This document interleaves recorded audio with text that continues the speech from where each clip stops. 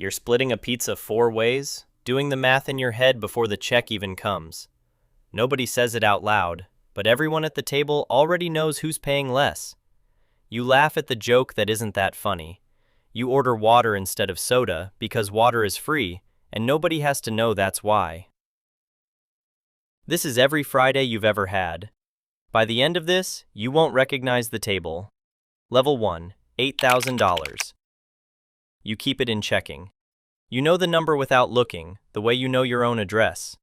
Your friend Danny asks to borrow $400 for rent, and you say yes before he even finishes asking. Because saying yes is what keeps you in the group. The money comes back 3 weeks late, in cash, folded once, no apology. And you count it in the bathroom because counting it at the table would mean something. Money at this level is a secret you keep so the room stays the same size. You get a raise, $200 a month before tax. You don't tell anyone. You still let Danny order first because he always orders first, and changing that now would be its own kind of announcement. The only thing that's different is a number on an app nobody else can see, and you check it more than you'd admit, at red lights, in line for coffee, like a bruise you keep pressing just to feel it's still there. Your mother asks how you're doing with money, same as she's asked since you were 19. You say fine. Fine ends the conversation. You don't mention the raise. You're not sure yet what happens once you do. At the end of the month, you move $40 into an account you never named, with no real goal attached to it. It isn't for anything yet. That's what unsettles you about it. Money that isn't already spoken for is a new feeling, and you don't quite trust it. Level 2, $25,000.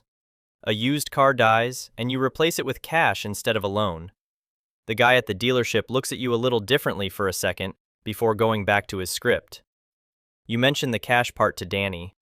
He goes quiet, says, "That's great, man," in a voice that means something else, and changes the subject. 2 weeks later, he doesn't ask you to split the ski trip.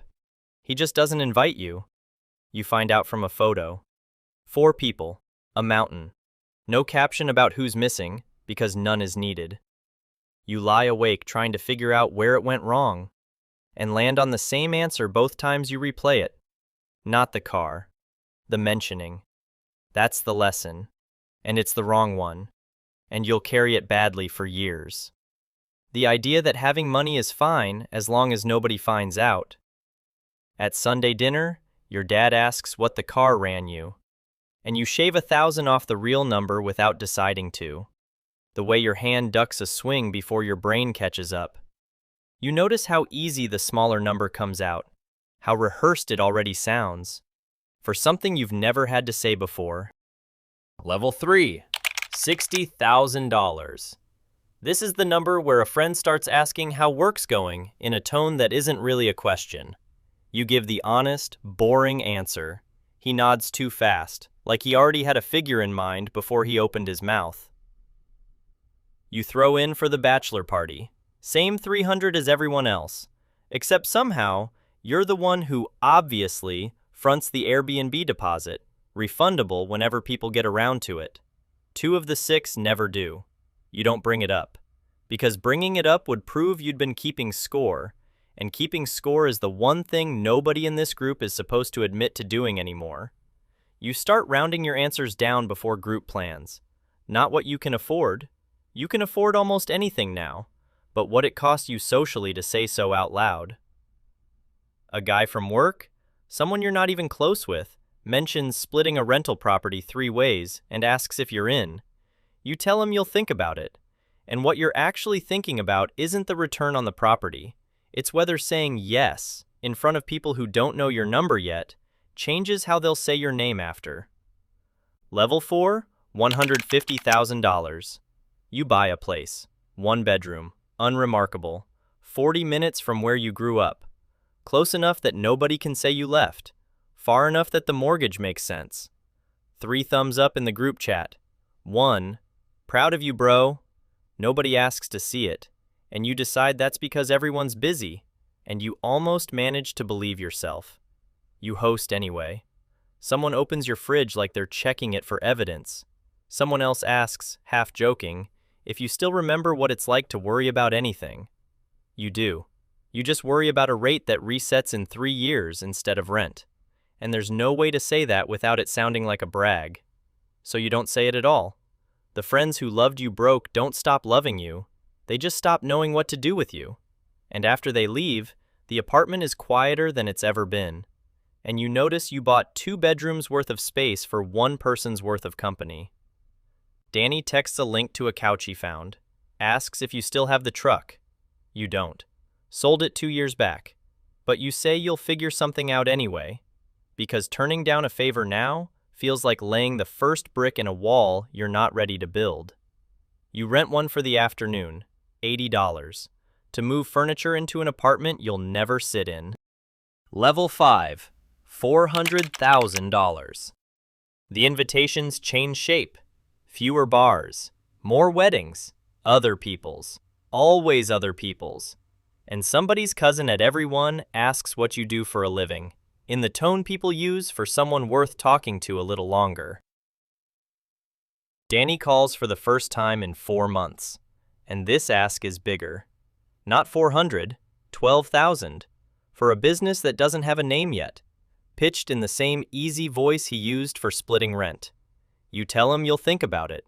He says he understands, and you both know he doesn't. Neither of you calls the other for 6 weeks.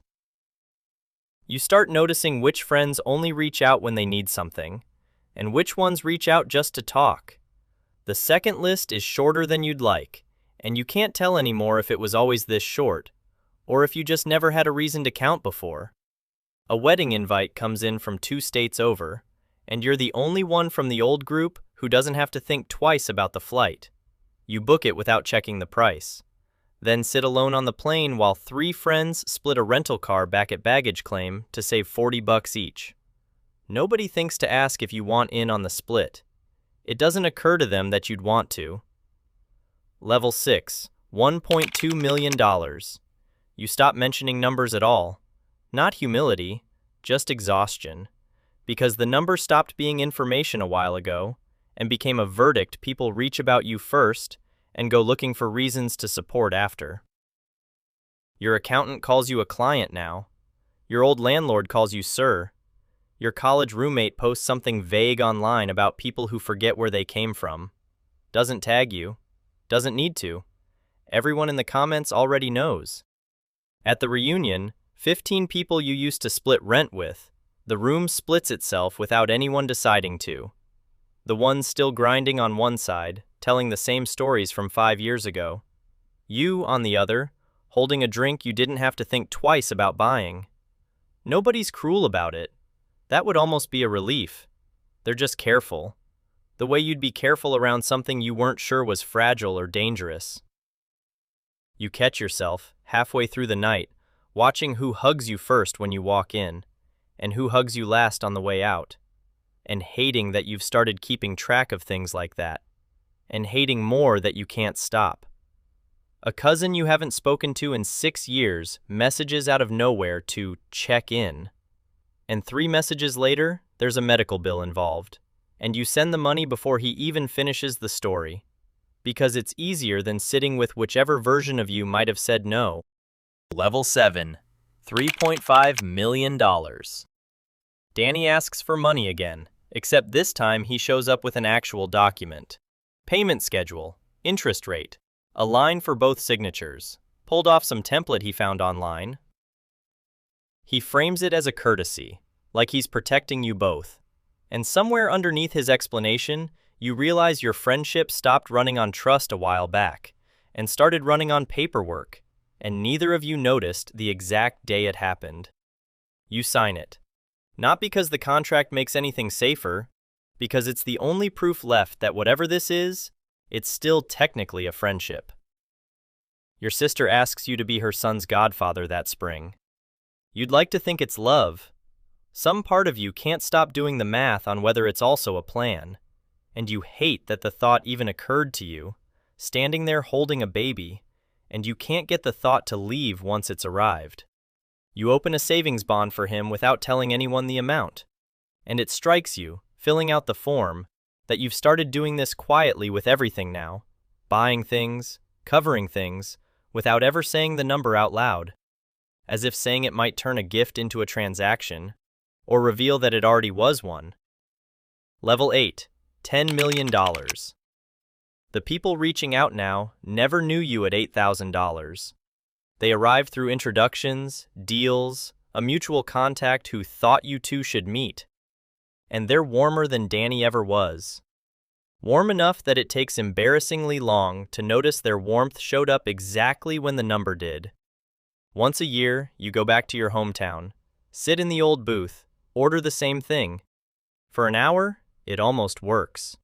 Until someone reaches for the bill out of old habit and stops halfway and looks at you instead. Not for the money, for permission to still be equals. You pay. You always pay. It was never really about the check. That night, alone in a hotel room in the town you grew up in, you realize you haven't told a single person at that dinner the actual number. Not out of secrecy, just habit. Somewhere between $25,000 and here, it stopped being something you shared and turned into something you just carry. The loneliness at the top was never that nobody wants to know you. It's that you can't ever fully trust why they do. You drive home the long way, past the apartment you had at $8,000, someone else's light on in the window now. You don't feel triumphant. You feel like you've been handed something heavy with no instructions. And you find yourself wondering if it was ever really about the number at all, or if the number just made visible a math that was always running quietly, even back at that first pizza, before you had anything worth counting. For entertainment and reflection only, not financial advice. If any part of this hit close, say where in the comments. Curious how far up this actually starts. There's more like this if you want to keep thinking about it.